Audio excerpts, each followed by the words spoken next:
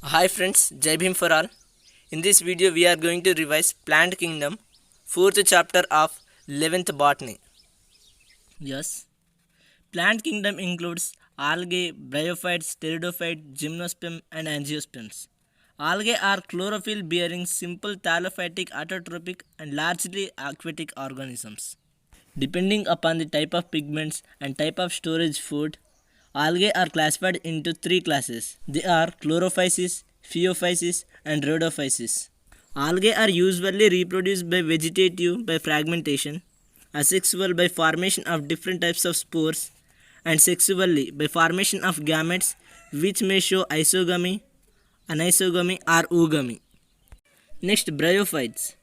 Bryophytes are plants which can live in soil but depend upon the water for sexual reproduction. Their plant body is more differentiated than that of algae. It is thallus-like prostrate or erect and attached to the substantium by rhizoids. They possess root-like, leaf-like and stem-like structures. The bryophytes are divided into liverworts, hornworts, and mosses. The plant body of liverworts and hornworts is thalloid and dorsiventral, whereas mosses have upright, slender axis bearing spirally arranged leaves. The main plant body of bryophyte is gamete producing and is called gametophyte. It bears male sex organ called antheridia and female sex organ called archegonia. The male and female gamete produced fuse to form zygote, which produce a multicellular body called sporophyte. It produces haploid spores. The spores germinate to form gametophyte. Next, the third one in plant kingdom is pteridophyte. In pteridophyte, the main plant is sporophyte, which is differentiated into true roots, stem, and leaves. These organs possess well differentiated vascular tissues. The sporophytes bear sporangia, which produce spores. The spores germinate to form gametophytes, which requires cool and damp places to grow. The gametophytes bear male and female sex organs called antheridia and archegonia respectively. Water is required for transfer of male gametes to antheridium, where zygote is formed after fertilization. The zygote produces a sporophyte. Next, gymnosperms. The gymnosperms are the plants in which ovules are not enclosed by any ovary wall.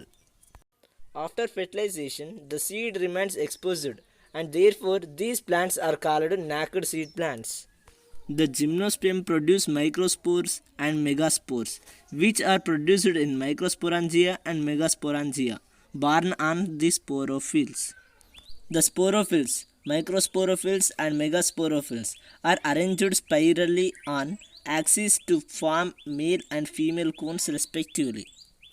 The pollen grains germinate and pollen tubes releases the male gamete into ovule, where it fuses with egg cell in archegonia. After fertilization, the zygote develop into embryo and ovules develop into seeds.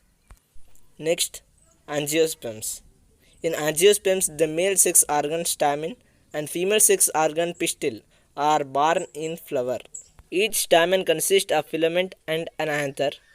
The anther produces pollen grains, male gametophytes after meiosis. The pistil consists of an ovary enclosing one to many ovules.